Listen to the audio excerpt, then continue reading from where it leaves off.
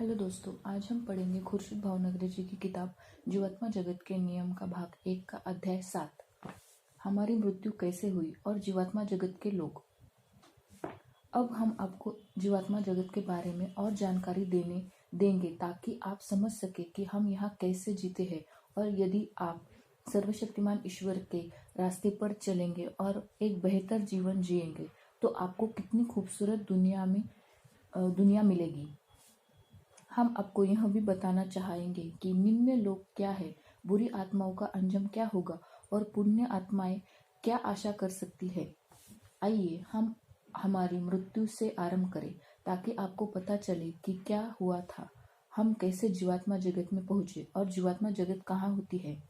हम गाड़ी से धीमी गति और एक समान रफ्तार से यात्रा कर रहे थे क्योंकि हमें गाड़ी के इंजन को फ्री करना था, जिस पर हमने कुछ घंटों पहले ही काम किया था। हम हाईवे से होकर घर लौट रहे थे।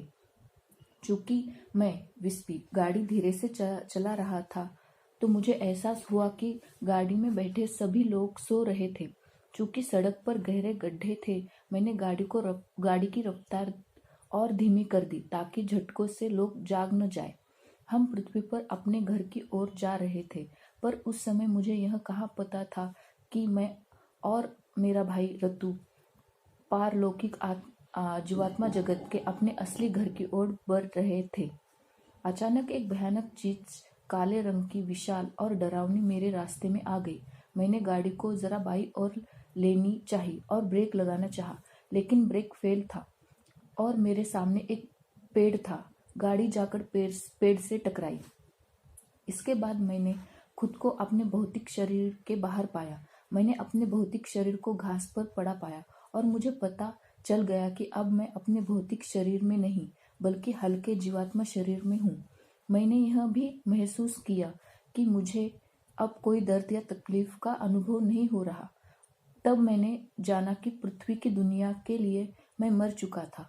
मैंने अपने चारों ओर देखा, आसपास मेरे कोई नहीं था। मेरे मुंह से एक चीख निकल गई, हे भगवान, जीवात्मा जगत में मेरा स्वागत करने कोई नहीं आया। कुछ क्षणों बाद मैंने अपने बगल में एक और आत्मा को खड़ा पाया और मुझे इस बात से बड़ी खुशी हुई कि वह मेरे भाई रतु जैसा दिखता था। मैंने उसे गले लगाया और कहा, रतु, कम से कम हम साथ तो है। उस आत्मा ने मुस्कुराकर कहा, विस्पी, मैं रतु नहीं, रतु तो उधर है। उस समय भी अपने भौतिक शरीर में वह सांस ले रहा है। मैंने रतु पर दृष्टि डाली, लेकिन वह दूसरी आत्मा इतनी मिलती जुलती लग रही थी कि मैंने उससे विनयपूर्वक प्रार्थना की, आप जो कोई भी हो, कृपया करके भगवान के लिए रतु को बचा लो, उसे धरती पर मरने से रोक लो, क्योंकि मेरे मम्मी पापा अकेले हो जाएंगे। उनकी देखभाल कौन करेगा? उस आत्मा ने बड़ी विनम्रता से जवाब दिया, विस्पी मेरे प्यारे, यह मेरे हाथ में नहीं, ईश्वर के हाथों में है। और विस्पी, दरअसल मैं तुम्हारा नाना हूँ। तो वह मेरी मम्मी के पिताजी थे, जिन्हें हम पापा या पॉप्सी कहा करते थे। मैं उन्हें पहचान नहीं पाया क्योंकि 1974 में अपनी मृत्यु के समय की तुलना में वह अब अधिक युवा दिख रहे थे। अपनी मृत्यु के समय वह 93 साल के थे, जबकि 1980 में हमारी मृत्यु हुई उस समय वह 30 साल के दिख रहे थे और बहुत कुछ मेरे भाई रतु की तरह लग रहे थे। मैं उनसे लिपट गया और फिर से उनसे विनती करने लगा कि वह रतु को बचाने के लिए कुछ करे। पापा ने फिर समझाया, विस्पी मेरे प्यारे, यह हमारे हाथों में बिल्कुल नहीं होता। आओ हम बस ईश्वर से प्रार्थना करें। मैं भी बहुत दुख महसूस कर रहा हूँ। मेरी प्यारी बिटिया कैसे रहेगी तुम दोनों के बिना। जो ही हमने अपने हाथ जोड़े और प्रार्थना में कहा, हे ईश्वर, कि रतु भी अपने भौतिक शरीर के बाहर निकल आया। हम वहां खड़े थे, उदास और दुखी, मेरे माता पिता के बारे में सोचते हुए। रतु ने मुझे देखा और चकनाचूर गाड़ी पर उसकी दृष्टि पड़ी, लेकिन उसने घास पर पड़े हुए अपने भौतिक शरीर को नहीं देखा। वह पूरी ताकत से चीख पड़ा। उसकी आवाज तेज और खुरदरी थी। मैंने उसकी वही आवाज सुनी जो धरती पर उसकी हुआ करती थी, लेकिन उससे भी तेज। क्या कर दिया तुमने मेरी गाड़ी को? तब उसके बाद उसकी नजर पापा पर पड़ी और उसने पहचान लिया। पापा, आप यहाँ? मैं कहाँ हूँ? पापा, आप तो मर चुके थे, फिर यहाँ क्या कर रहे हैं? फिर मेरी ओर देखकर बोला, बोलो क्या कर दिया तुमने मेरी कार को। हमने उसे समझा कि पृथ्वी पर हमारी मृत्यु हो चुकी है। मेरी तरह ऋतु ने भी कहा, हे ईश्वर, मम्मी पापा का क्या होगा। हम बैठे अपने भौतिक शरीर को गौर से देख रहे थे, सोच रहे थे कि काश कोई तो ऐसा तरीका होता जिससे अपने माता पिता और जीना विस्पी की 2.5 साल की बेटी के लिए हम अपने शरीर में वापस जा सके। लेकिन हमारा तो बुलावा आ चुका था। हमारे कुछ दोस्त और रिश्तेदार भी आ गए थे और हम सब एक साथ चलने को तैयार थे। एक उच्च भली आत्मा भी हमारे साथ थी, जिन्होंने कहा, विस्पी, ऋतु, अपनी आंखें बंद कर लो। हमें लगा जैसे हम बड़ी तेज रफ्तार से ऊपर उठे जा रहे थे। जब हम अपनी मंजिल पर पहुंचे तो हमने हमसे अपनी आंखें खोल लेने को कहा और तब हमने दुनिया की सबसे आश्चर्यजनक जीवात्माओं की खूबसूरत दुनिया को देखा। क्योंकि हम बहुत दुखी थे और सदमे की स्थिति में थे, इसीलिए हमें कुछ उच्च भली आत्माओं के द्वारा एक बड़े से हॉल में ले जाया गया। उस हॉल को विश्राम कक्ष कहते हैं। हमें एक मुलायम और पंख जैसे हल्के, अथवा यूं कहे तो बादल जैसे पलंग पर लेट जाने को कहा गया, जहां हमें नींद आ गई। कुछ देर बाद मेरी नींद खुली। मैंने पलंग पर ऋतु को अपने बगल में लेटा हुआ पाया। उसे कुछ किरणें दी जा रही थी। एक उच्च भली आत्मा ने आकर मुझसे अपने पीछे आने को कहा। मैंने कहा, मैं यहीं रहूंगा, क्योंकि ऋतु ने अभी तक ठीक से आराम नहीं किया। उच्च भली आत्मा ने कहा, नहीं, तुम्हें मेरे साथ आना होगा। तुम अब यहाँ नहीं रुक सकते। नींद पूरी कर लेने के बाद ऋतु तुमसे बाहर मिलेगा। मुझे बाहर ले जाया गया। वहां मैंने पापा को देखा और मेरे सभी दोस्त रिश्तेदार विश्राम कक्ष से बाहर आने की प्रतीक्षा कर रहे थे। कुछ देर बाद हमने ऋतु को भी बाहर आते देखा। तब हमने निर्णय लिया कि चूंकि हम अपने मम्मी पापा के पास वापस नहीं जा सकते, हमें उन्हें इस भयानक सदमे से बहादुरी पूर्वक बाहर निकालने में मदद करेंगे। यहाँ पर हमारा अध्याय समाप्त होता है। आगे हम पढ़ेंगे अध्याय 8, 7 लोक अथवा तल। यदि आप यहाँ लघु अथवा दीर्घकालीन बीमारी के बाद आए हैं तो आपके आसपास आपके दिवंगत दोस्त और रिश्तेदार आपका स्वागत करने के लिए तैयार होंगे। लेकिन आपकी मृत्यु अचानक हो गई हो तो आपके स्वागत में वे थोड़ी देर से पहुंचेंगे, लेकिन आप भरोसा करें कि वे आएंगे जरूर, बेशर्त आप निम्नतर लोक में न हो। उस स्थिति में किसी उच्च भली आत्मा द्वारा स्वागत किए जाने की उम्मीद न रखें। बहरहाल बुरी आत्माएं आपको निम्न लोकों में ले जाने के लिए तैयार मिलेगी। जीवात्मा जगत में 7 लोक अथवा तल होते हैं। प्रत्येक लोक में 0 से 9 तक 10 स्तर होते हैं। इसीलिए लोक 1 से 0 का अर्थ होगा लोक 1, स्तर 0। प्रथम लोक निम्नतम और अंधारपूर्वक होता है और यह पृथ्वी के सबसे नजदीक होता है। यह सबसे भयानक जगह होती है।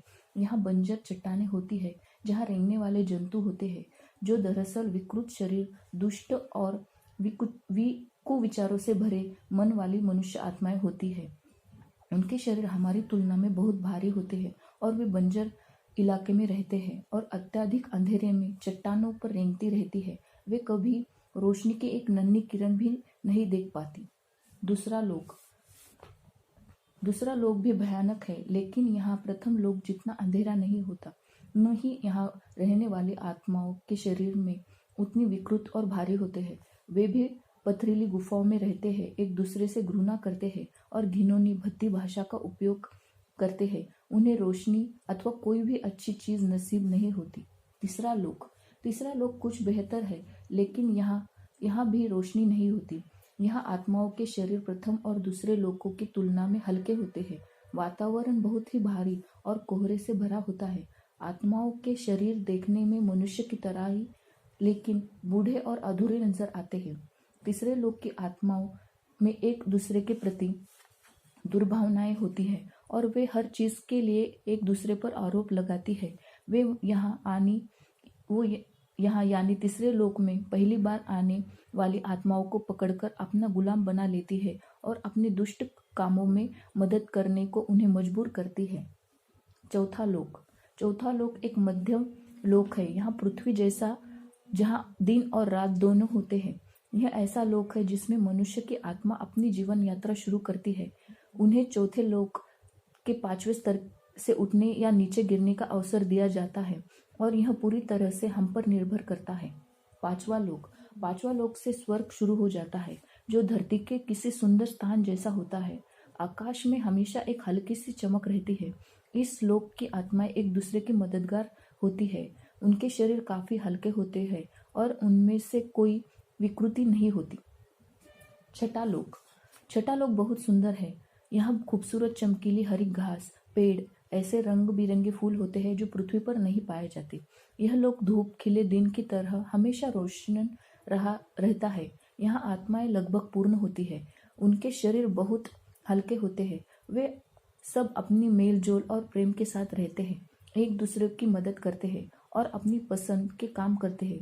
यदि आप छठे लोक या उससे ऊपर है और आपका अवचेतन मन, जिसे अंतरात्मा कहा जाता है, जो आपका वास्तविक आध्यात्मिक मन है, वह आपको पृथ्वी पर किए जाने वाले उन पापों को नहीं करने देता जो आपको चौथे लोक के निम्न स्तर लोक में ले जाते हैं।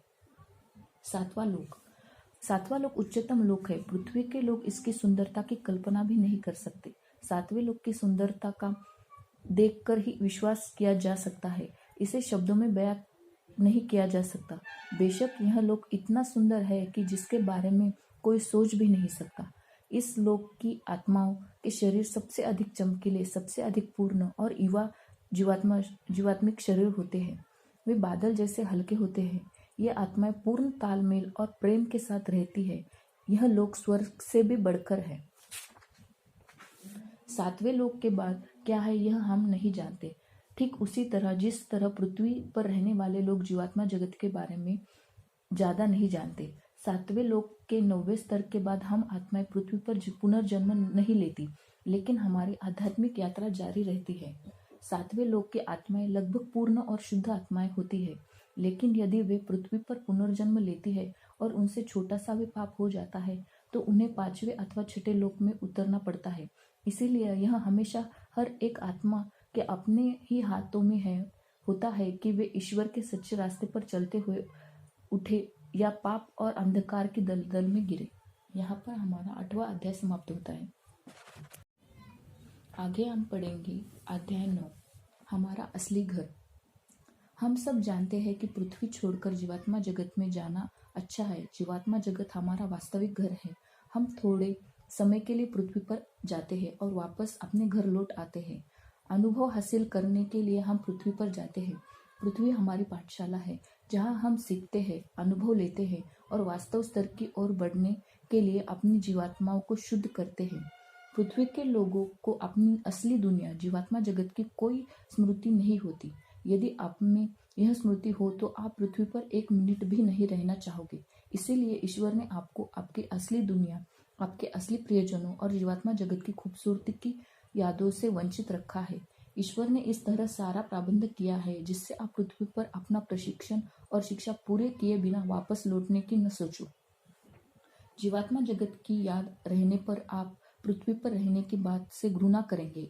इसे लेकर ईश्वर इतने निश्चित है कि उन्होंने आपके भौतिक मन से इन यादों को पूरी तरह से रोक दिया। लेकिन आपका आध्यात्मिक मन, जिसे अवचेतन मन भी कहते हैं, जीवात्मा जगत की यादों से भरा होता है। बहरहाल अवचेतन मन इस याद को आपके भौतिक तार्किक मन तक नहीं पहुंचने देता। यदि पृथ्वी पर रहने वाले मनुष्य का अवचेतन मन सुप्त है तो वह ईश्वर के असली नियम को नहीं जान पाएगा, क्योंकि पृथ्वी पर लोगों की स्थिति बद से बदतर होती जा रही है। इसीलिए हम चाहते हैं कि आप इस असलियत को जानें ताकि आप अपने अवचेतन मन को जागरूक कर सके। हम चाहते हैं कि आप सत्य को जानें और आप में से सच्चे रास्ते पर चलने का साहस हो।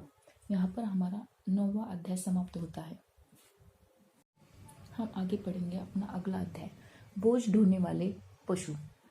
पृथ्वी पर भली आत्माएं बहुत दुख झेलती है, जबकि बुरी आत्माएं बिना रोक टोक घूमती है। हम अक्सर लोगों का यह रोना सुनते हैं। क्या यही ईश्वर का न्याय है? अत्यंत भली आत्माओं को हर प्रकार के प्रशिक्षण और अनुभव से गुजरना चाहिए और प्रगति करने के लिए उन्हें कष्ट भोगना ही पड़ता है। बुरी आत्माएं पृथ्वी पर जितनी अधिक सफलता प्राप्त करती है, नरक में उनको उतना ही नीचे गिरना पड़ता है। कोई रास्ता नहीं। क्योंकि एक दिन हर किसी को मरकर जीवात्मा जगत में ही आना है। इसीलिए पृथ्वी पर बुरी आत्माएं जितनी सफलता और सुख हासिल करती है, जीवात्मा जगत में आने पर उन्हें उतनी ही खराब अनुभव से गुजरना पड़ता है। यदि दुष्ट या बुरी आत्माएं दूसरों को नुकसान पहुंचाने में सफल रहती है तो वे दया के पात्र है, क्योंकि जीवात्मा जगत में वे निश्चित रूप से निम्नतर लोक में जाएंगे और बहुत यातनाएं झेलेंगे। इसीलिए उनसे ईर्ष्या नहीं करनी चाहिए और न ही उनके लिए ऐसा कहना चाहिए कि देखो वह आदमी बुरा होकर भी खुशहाल और सफल है। इसकी बजाय ईश्वर से प्रार्थना करनी चाहिए कि उस व्यक्ति के लिए जो श्रेष्ठ हो वह किया जाए। एक न एक दिन पृथ्वी पर उस आदमी की मौत होगी ही और उसे अपने वाले युगों युगों तक निम्नतम लोक में रहकर भयानक कष्ट भोगना पड़ेगा। आप कभी यह मत कहिए कि ईश्वर के न्याय जैसी कोई चीज नहीं होती। जब बुरी आत्माएं अपनी हद से आगे बढ़ती है तब उन्हें सबसे ज्यादा कष्ट भोगना पड़ता है। निम्नतम लोक का अर्थ है धूप घूप अंधेरे में सीलन भरी दर्द बंजर चट्टानों में जिन पर चारों ओर रेंगने वाले जंतु रहते हैं। प्रकाश की एक नन्ही किरण अथवा किसी भी अच्छी चीज के दिखाई पड़ने की कोई उम्मीद नहीं होती। इन दुष्ट प्राणियों के अंग विकृत होते हैं और इसीलिए उन्हें रेंगने के लिए मजबूर होना पड़ता है। उनके चेहरे भयानक होते हैं और उनके कपड़े फटे पुराने चिथड़े होते हैं। वे आधे मनुष्य और आधे पशु होते हैं। बुरी आत्माओं के लिए सजा भोगने का एक दूसरा रास्ता भी है।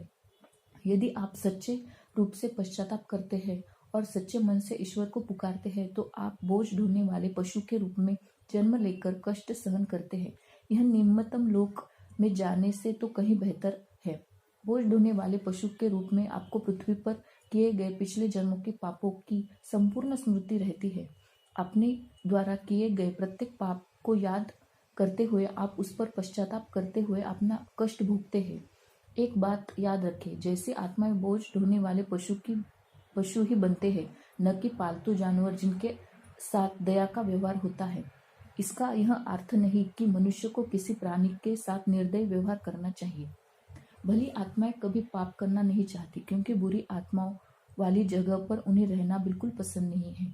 यह जगह इतनी भयानक होती है कि वह इसका शब्दों में वर्णन नहीं कर सकते। यदि कर सके तो बुरी आत्माओं को सुधारने की कोशिश कीजिए ताकि उन्हें निम्नतम लोक में न जाना पड़े। यदि वे अपने दुष्कर्मों में सफल रहते हैं तो निश्चित रूप से कुछ ही वर्षों में उनके लिए निश्चित स्थिति बहुत बुरी होगी। इसीलिए यह आपका कर्तव्य है कि आप उन्हें उनकी सच्चाई से परिचित कर उन्हें सुधारने की दृढ़ प्रयत्न करें। उनके लिए अच्छा बनकर उनके कर्मों में कभी भी उन्हें प्रोत्साहन मत दीजिए, बल्कि उन्हें यह बताइए कि वे कितने गलत हैं। यहाँ पे हमारा अध्याय समाप्त होता है। मिलते हैं हम अपने अगले अध्याय में। नमस्कार।